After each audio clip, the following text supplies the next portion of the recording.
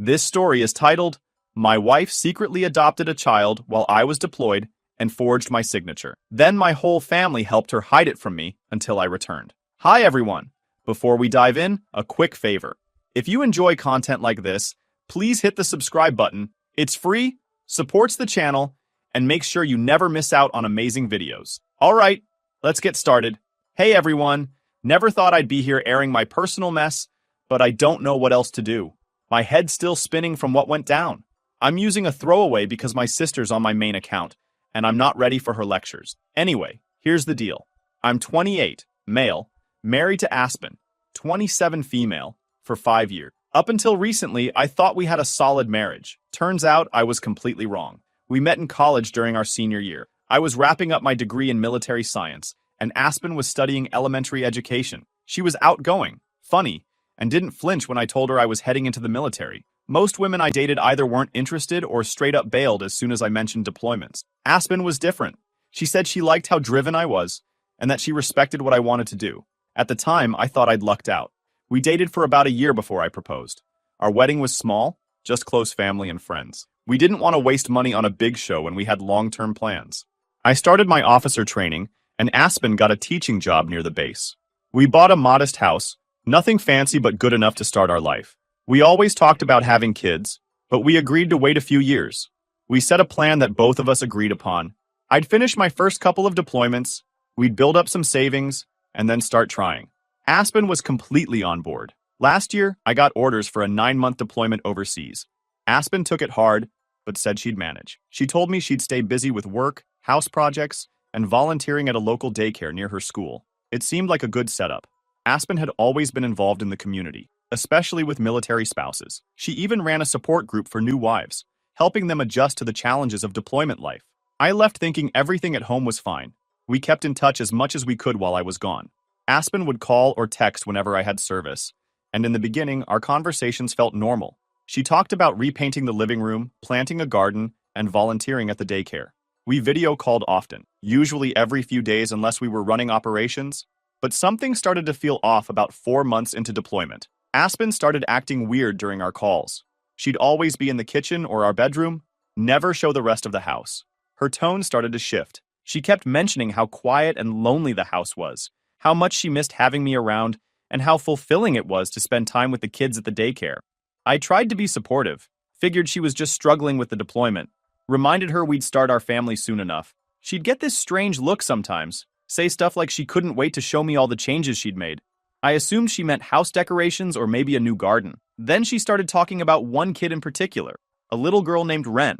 Aspen said Ren's teenage mom was struggling and couldn't give her the care she deserved. She kept bringing it up, saying things like, "It's just so sad to see kids like her fall through the cracks." I didn't think much of it.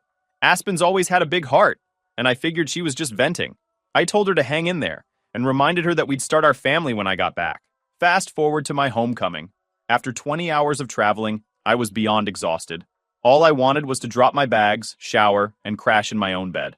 But the second I walked through the door, I knew something was off. The house didn't look the same. There were baby gates everywhere, toys scattered across the floor, a high chair in the dining room, and outlet covers on all the sockets. It was like walking into someone else's house. Before I could even process what I was seeing, a little girl, maybe 2 years old, came running out of the living room yelling, "Mama!" She went straight to Aspen, who picked her up like it was the most normal thing in the world.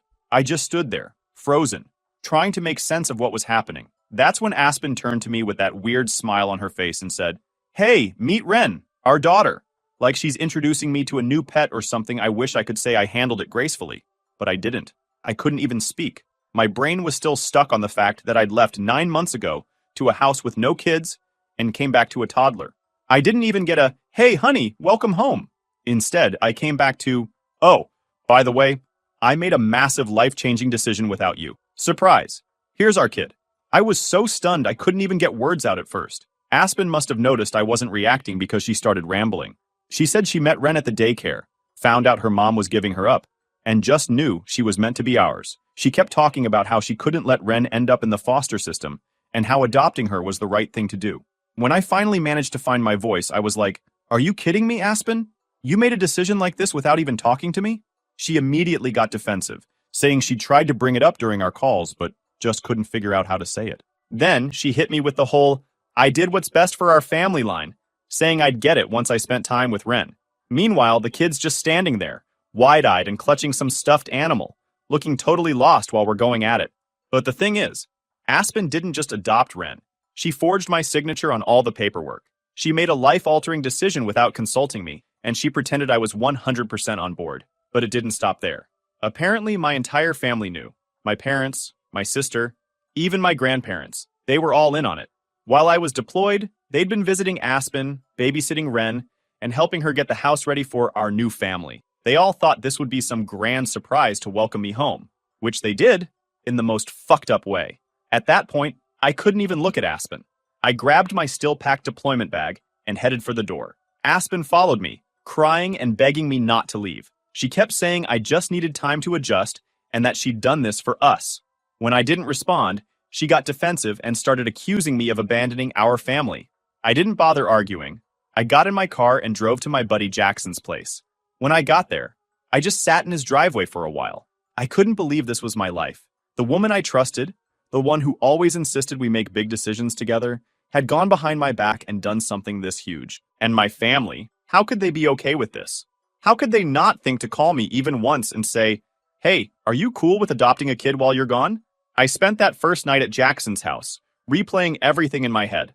I knew Aspen had crossed a line, but I didn't realize just how deep this betrayal went. At the time, I thought it was just a bad decision she made in the heat of the moment. I didn't know it was just the tip of the iceberg. Jackson is suggesting I see a lawyer and figure out my options. But seriously, what options do I even have? Either I suck it up, accept this insane betrayal, and try to be a father to a kid I never agreed to adopt, or I'm the jerk who walked out on his family. Meanwhile, Aspen's got everyone patting her on the back for doing this superhumanly thing by giving a home to a child in need. No one seems to care that she completely trashed my trust, turned my family against me, and made a life-altering decision without even consulting me. And tomorrow, I've got to head back to base and explain to my CO why I'm not staying at my registered address anymore. The whole situation is a complete dumpster fire, and I have zero clue how to fix it. That's why I'm posting here. I thought I could use some outside perspectives. Update 1. Hey again, these past weeks have been absolute hell.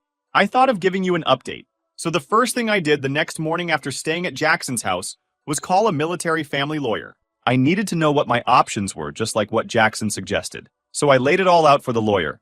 My wife adopted a child without my knowledge or consent, forged my signature on the paperwork, and somehow roped my family into the whole thing.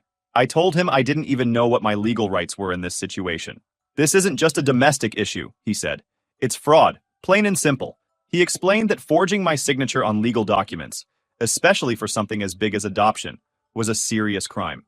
It wasn't just a breach of trust, it was identity theft. He said I could press charges, but I needed to be prepared for what that might mean. There was no way to untangle this quietly. If I wanted to pursue legal action, it would get messy, fast. Before I made any decisions, I needed to confront Aspen. I wanted to hear her explanation face to face. Maybe part of me was still clinging to the hope that this could somehow be undone. I called her and told her to meet me at a coffee shop near Jackson's house. I didn't want to go back home yet, not until I knew exactly what I was dealing with. Aspen showed up about 15 minutes late, holding a folder and looking more annoyed than apologetic. She sat down across from me and, without any preamble, handed me the folder. Inside were copies of the adoption paperwork, complete with my forged signature. I stared at it, barely able to process what I was looking at. "You weren't here to sign it, and we didn't have time to wait," she said, like that was a perfectly reasonable excuse. "The adoption agency needed both parents' consent, and I knew you'd come around once you met Ren." "Come around?" I said, barely keeping my voice steady. "You lied to me. You lied to the agency. You forged my name. This isn't some impulsive decision. You planned this." She leaned back in her chair and crossed her arms. "I didn't have a choice. The agency said they'd place Ren with another family if I didn't act fast. I wasn't about to let that happen. She needed us." I was confused how serious she was about that. Aspen wasn't apologetic or remorseful. She was defensive. In her mind, she'd done nothing wrong. When I brought up the legal consequences of forging my signature, she waved it off like it wasn't a big deal. "Do you really think anyone's going to press charges over this? I'm her mother now, and you're her father. We're a family. End of story." She talked as if she has the complete right to decide what to do in our lives now, without consulting me. I stood up and left without another word. There was no point arguing with someone who didn't even understand the gravity of what they'd done. On my way back to Jackson's, I called the adoption agency. I needed to know exactly how this happened and how much of it was built on lies. The caseworker who handled Ren's adoption sounded shocked when I told her who I was. She said Aspen had told them I was a civilian contractor working overseas and couldn't be present to sign the paperwork in person. Aspen had provided a notarized affidavit, also forged, stating that I fully supported the adoption. The caseworker offered to send me copies of all the documents, and when I saw them, I felt physically sick. It wasn't just my signature. Aspen had fabricated an entire backstory about how we'd been trying to adopt for years, and how this was our dream come true. I couldn't wrap my head around it. This wasn't just a lie. It was a whole alternate reality Aspen had created in her imagination, complete with fake paperwork and a fictional version of me. Every conversation we'd ever had about our future, about finances, about trust, now felt like a joke. Was I just a prop in her little fantasy? Did she even care what this would do to me? Or was I nothing more than an obstacle she had to work around? The betrayal wasn't just about the adoption. It was the fact that she'd rewritten my life without my consent. I decided to check our joint bank account, or rather, what used to be our joint bank account. It was empty. Every penny of the $55,000 we'd saved over the years was gone. Aspen had drained it to pay for the adoption fees, Ren's medical expenses, and God knows what else. She had also maxed out 2 credit cards I didn't even know existed, both opened in my name. My head was spinning. I had to know how far this went, and who else had been pulled into her scheme. That's when I decided to call my parents. My mom answered, and as soon as I brought up the adoption, she didn't miss a beat defending Aspen. She told me Aspen had come to them months ago, explaining how much she wanted to adopt and how we'd supposedly talked it over and agreed on it. Not only did they believe her, but they also loaned her $15,000 to help cover the costs. She just wanted to make your dream come true, my mom said, like that was supposed to make it okay. When I asked why they didn't think to call me and check, my mom brushed it off, saying Aspen convinced them it was meant to be a surprise, a way to lift my spirits after deployment. She didn't apologize or even seem to get why I was upset. Instead, she doubled down, saying Aspen had done something selfless by giving a home to a child who needed it. The more she talked, the more I realized my own mother wasn't on my side in this mess. By this point, I was angry, confused, and completely overwhelmed. Aspen had turned my life into a mess of lies and debt, and everyone around me had been complicit. The final straw came when I checked my credit report. Alongside the 2 maxed-out credit cards, there were inquiries from multiple adoption agencies. It wasn't just Ren. Aspen had tried to adopt at least 2 other children before her. Both attempts had fallen through because the birth mothers changed their minds. Aspen never mentioned any of this to me, and now it was clear this wasn't some one-time lapse in judgment. This was a pattern of behavior. I spent the rest of the week gathering every piece of evidence I could find. Bank statements, credit reports, forged documents, anything that showed the full extent of what Aspen had done. I wasn't sure what my next move would be, but one thing was clear.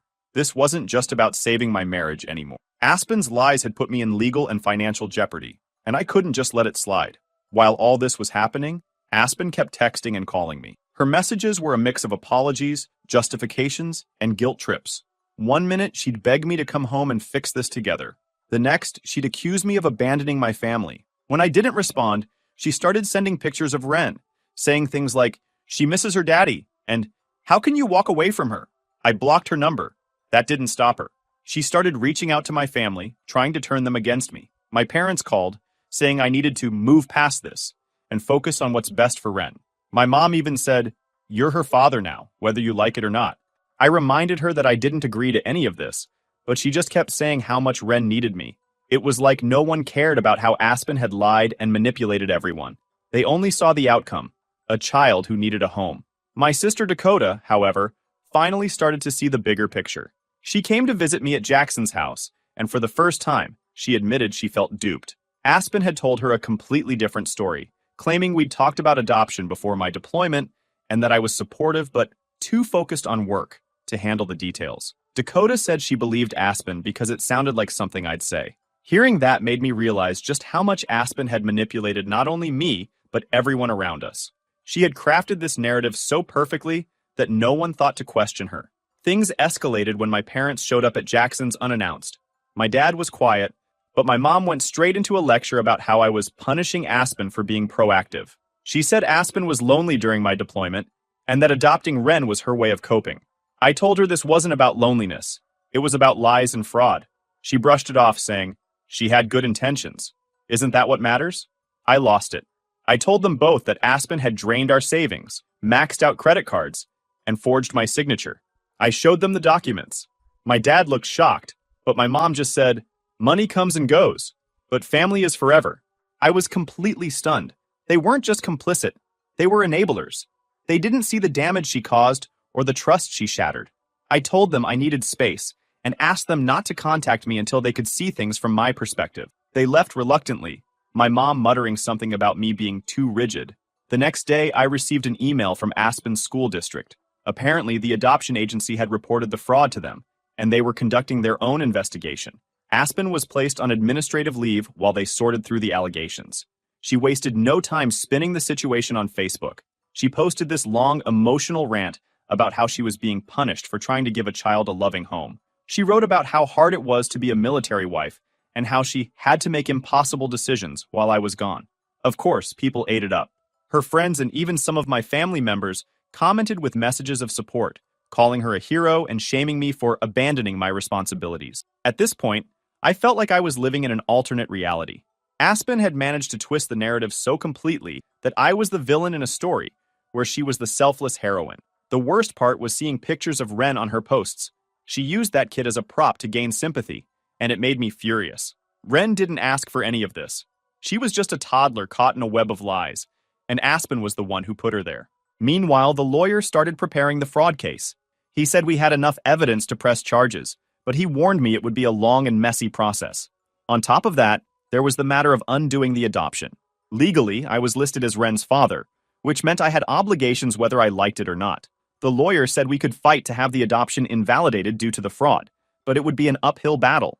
Aspen's manipulation had turned everything into a total mess, and every move I made felt like sinking deeper into a trap I couldn't get out of. By the end of the week, I was completely drained. Aspen kept finding new ways to contact me, through mutual friends, fake numbers. She kept sending photos of Ren crying, saying she misses her daddy. How can I be missing someone I never agreed to be a father to? She's unbelievable. This is where I'm at right now, and honestly, I'm already exhausted. I'll keep you guys updated. Update 2. Let me get straight to this because things got even messier since my last update. So, the fallout from everything Aspen had done started spreading like wildfire. It wasn't just about the lies anymore. The fraud, the financial damage, and the ripple effect it had on everyone around me turned my entire life upside down. I was trying to keep my head above water, but it felt like every day brought another disaster tied back to her decision. The adoption agency's investigation ramped up quickly. They reached out again, this time asking for a formal statement from me. They wanted a detailed account of everything Aspen had done. They also confirmed that Ren's adoption could potentially be reversed based on Aspen's fraudulent actions. The caseworker told me that if the adoption was invalidated, Ren would likely go back into the system unless another guardian stepped forward. That news hit me hard. As angry as I was about everything Aspen had done, the idea of Ren being sent back to foster care felt wrong. She was an innocent kid who had already been through enough. I started asking questions about Ren's biological family, trying to figure out if there was a chance she could stay with someone she knew. That's when I learned about Katie, Ren's teenage birth mother, and her Aunt Harper. Turns out Katie was 16 when she had Ren and had been struggling to balance school, work, and raising a baby. Harper had offered to adopt Ren and give her a stable home, but Aspen swooped in and convinced Katie to give her up instead. Aspen told the agency that she and I were a strong, stable couple who could give Ren the life she deserved. Harper had no idea about the fraud or the lies. She thought Katie's decision was made freely. I reached out to Harper through the agency, and we set up a meeting. I wasn't sure what to expect, but I knew I had to at least try to make things right. Harper lived a few hours away, so I made the drive on a Saturday morning. When I arrived, Katie was there too. She was quiet at first, but as we talked, the full scope of Aspen's manipulations started to come out. Katie explained how Aspen had befriended her during her pregnancy, offering help with tutoring and babysitting. She said Aspen made her feel like she had someone in her corner, someone who understood how hard it was to be a young mom.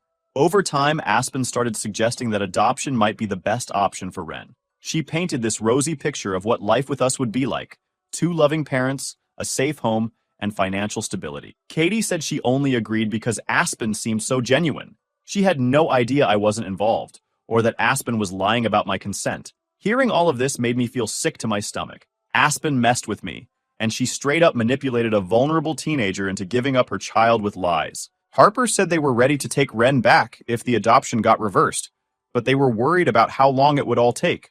They didn't want Ren stuck in some messed up limbo, getting shuffled between homes. I told them I'd do whatever it took to help them, and make sure Ren ended up where she really belonged. Back on my end, things were getting even messier. The military community was divided. Some of my colleagues understood my position and encouraged me to press charges. They said Aspen's actions disrespected the trust and sacrifices that come with being a military family. Others, especially some of the spouses, sided with Aspen. They said I needed to be more forgiving and focus on building a future for Ren.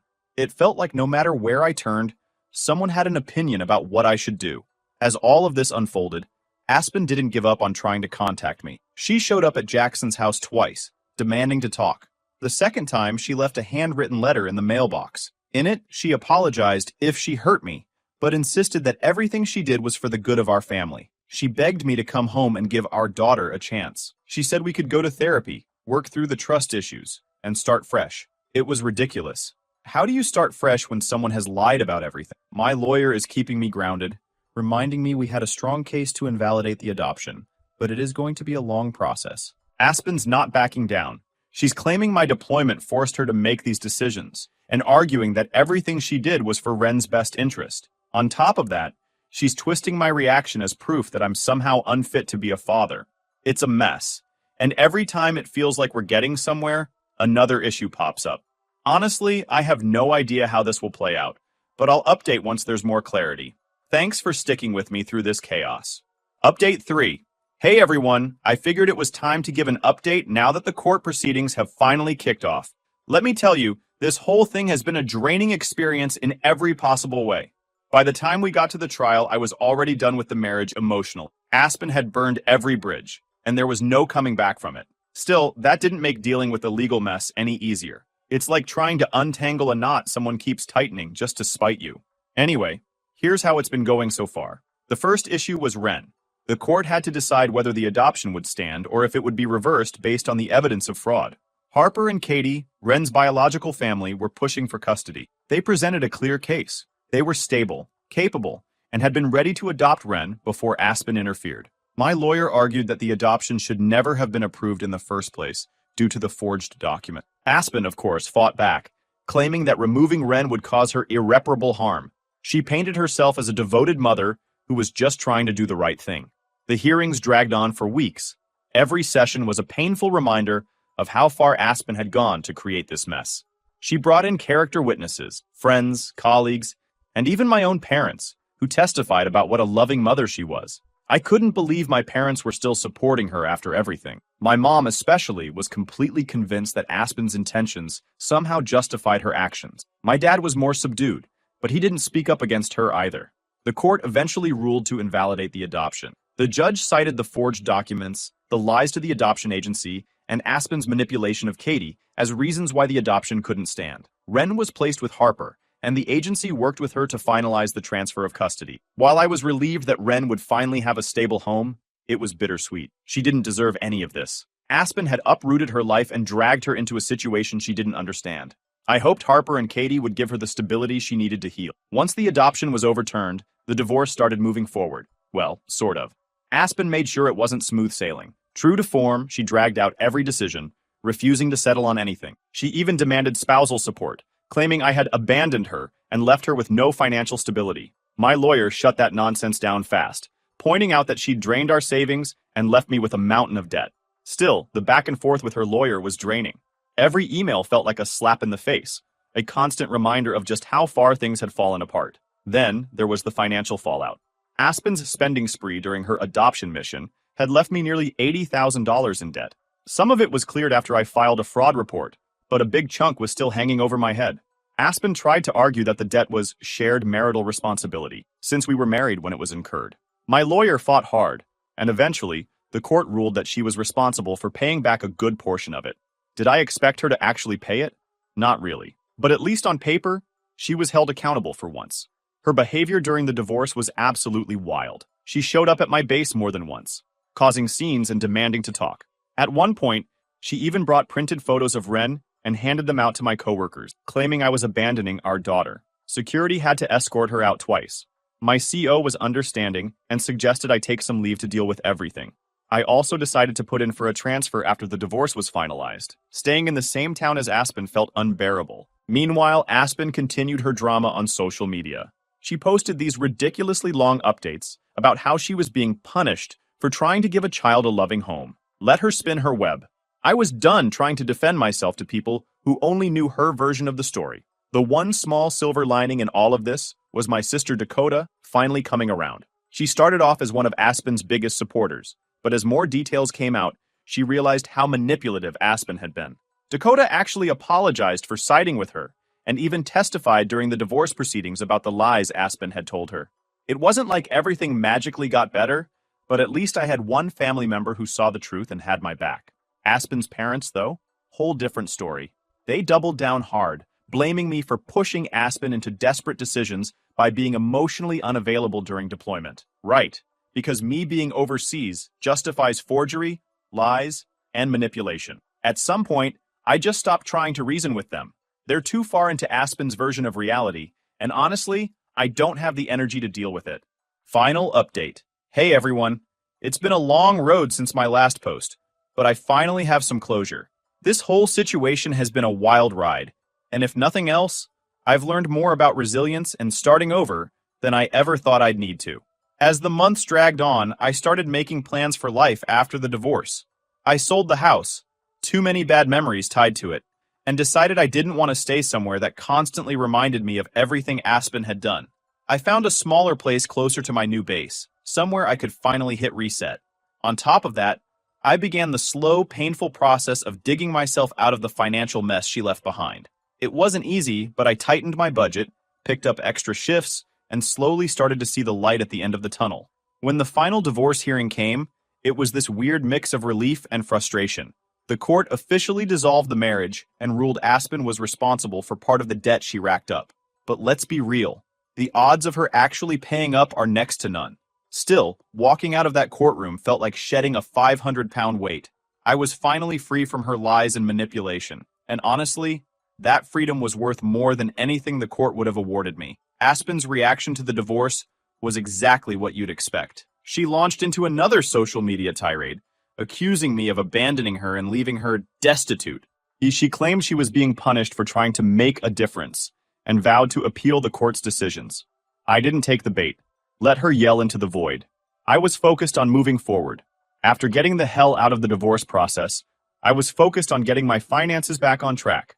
Between the drained savings and the mountain of debt Aspen left me with, it felt like an impossible task at first. I'm still chipping away at it, but I've made progress. I canceled every unnecessary expense, picked up extra shifts, and sold off anything I didn't need. I even sold my car and downgraded to something older but reliable. It's not glamorous, but every little bit helps. Months have already passed, and Aspen, thankfully, is out of my life for good. She's back in Oregon with her parents, and the updates I hear about her are few and far between.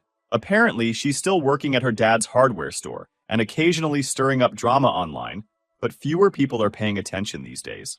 Her social media rants have tapered off, and the few mutual friends we had have either distanced themselves from her or cut ties completely. I don't check in on her anymore. She's not my problem, and I've got enough to deal with without dragging her mess back into my life. As for Ren, Katie's aunt still sends me updates now and then, even though she doesn't have to. Ren's doing great. She barely even remembers her time with Aspen. She's back with her original mom, Katie, who's finishing up high school while living with her aunt. They've got this stable family setup now, which is exactly how it should have been if Aspen hadn't stuck her nose where it didn't belong.